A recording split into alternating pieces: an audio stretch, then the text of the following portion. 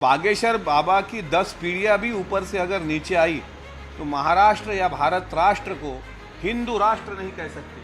जिस तुकाराम महाराज का अपमान बागेश्वर जैसा नीच आदमी करता है, उसके प्रवचन लेने के बाद आपको ये क्या दिखाना है जनता को? ये तो कुसंगी बाबा है, ये तो पाखंडी बाबा है। अगर तुझ में दम है तो ऐसा हवा में हाथ घुमा और तेल का डिब्बा निकाल। बागेश्वर धाम बाबा धीरेन्द्र शास्त्री इन दिनों सुर्खियों में है। एक तरफ जहां वो भक्तों की समस्याएं दूर करने वाले दावों से सुर्खियों में रहते हैं, तो दूसरी ओर लगातार उनकी तरफ से भारत को हिंदू राष्ट्र बनाने की मांग की जाती रही है, जिससे चर्चाओं का बाजार गर्म हो जाता है। हालांकि इस बार वो अपने किसी बयान के कारण चर्चा में नहीं है, बल्कि एक नेता द्वारा दिए गए चैलेंज को लेकर सुर्खियों में है। दरअसल बीते दिनों बागेश्वर धाम देश की आर्थिक राजधानी मुंबई की यात्रा पर थे, जहां मुंबई से सटे मीरा रोड में दिव्य दरबार कार्यक्रम लगा। इस दौरान उनके प्रति लोगों की आस्था का सैलाब देखने को मिला। दावा किया जा रहा है कि बाबा के दरबार में लगभग 50,000 लोगों की भीड़ जुटी थी। इसके विपरीत बागेश्वर बाबा के महाराष्ट्र पहुंचने पर राजनीति शुरू हो गई है और एनसीपी नेता अमोल मिटकरी ने बागेश्वर बाबा को पाखंडी करार देते हुए बड़ा बयान दिया है। मीडिया से बात करते हुए राष्ट्रवादी कांग्रेस पार्टी के जनरल सेक्रेटरी अमोल मिटकरी ने कहा कि बागेश्वर बाबा की 10 पीढ़ियां भी ऊपर से नीचे आ जाएं तो भारत राष्ट्र और महाराष्ट्र को हिंदू राष्ट्र नहीं कह सकते। ये भारत राष्ट्र है और हमेशा भारत ही रहेगा। ऐसे बागेश्वर आए और गए। महाराष्ट्र में अंधश्रद्धा के लिए कठोर कानून है। महाराष्ट्र संतों की भूमि है। बागेश्वर बाबा ने महाराष्ट्र के खिलाफ अनर्गल बातें की। उसका प्रवचन होता कैसे है? जो भी इनका कार्यक्रम आयोजित करता हो उस पर एफआईआर दर्ज हो। उन्होंने कहा कि बागेश्वर धाम ने तुकाराम महाराज का अपमान किया है। उसके प्रवचन लेने के बाद क्या दिखाना चाहते हैं? ये कुसंगी और पाखंडी बाबा है।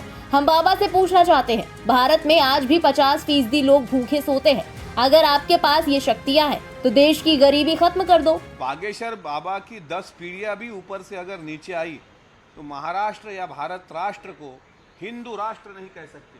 बागेश्वर बाबा जिस भगवान का नाम लेते हैं, उस भगवान कृष्ण ने भी कुरुक्षेत्र में अर्जुन से कहा था, यदा यदा ही धर्मस्य और ग्लानिर्भवति भारत, यानी इस देश का नाम भारत था, जो भीमराव रामजी आम्बेडकर, डॉक्टर बाबा साहब आम्बेडकर जी ने इंडिया रखा था, independent nation declare in August, it's call India.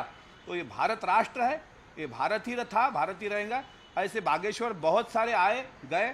Maharashtra में अंधश्रद्धा के खिलाफ एक कड़ा कानून है। ये महाराष्ट्र संतों की भूमि है, तुकाराम महाराज की और गाडगे बाबा की भूमि है। महाराज के खिलाफ उसने बहुत गंदी बातें की। उसका प्रवचन होता कैसे? मैं तो कहता हूँ जिसने उसके कार्यक्रम का नियोजन आयोजन किया उन पे भी एफआईआर दर्ज हो। मुझे पता है मीरा भाईंदर में यहाँ के विधायक गीता जैन, इन्होंने उस प्रोग्राम का आयोजन किया था। गीता दीदी, जब महावीर भगवान की जयंती आती है, आप खत लिख देते हो, 10 दिन पूरा मांसाहार बंद रहता है, शराब के दुकानें बंद रहते हैं, क्योंकि महावीर भगवान बुद्ध की ये धरती है।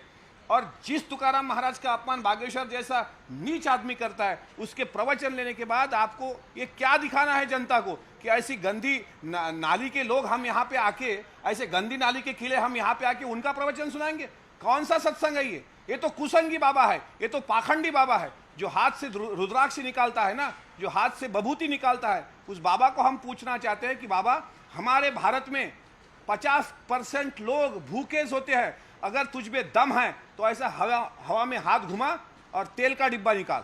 बहरहाल राष्ट्रीय कांग्रेस पार्टी नेता के इस बयान के बाद बागेश्वर धाम सरकार एक बार फिर से चर्चा का केंद्र बने हुए है। फिलहाल इस खबर के बारे में आपका क्या कहना है? कमेंट सेक्शन में लिखकर जरूर बताएं।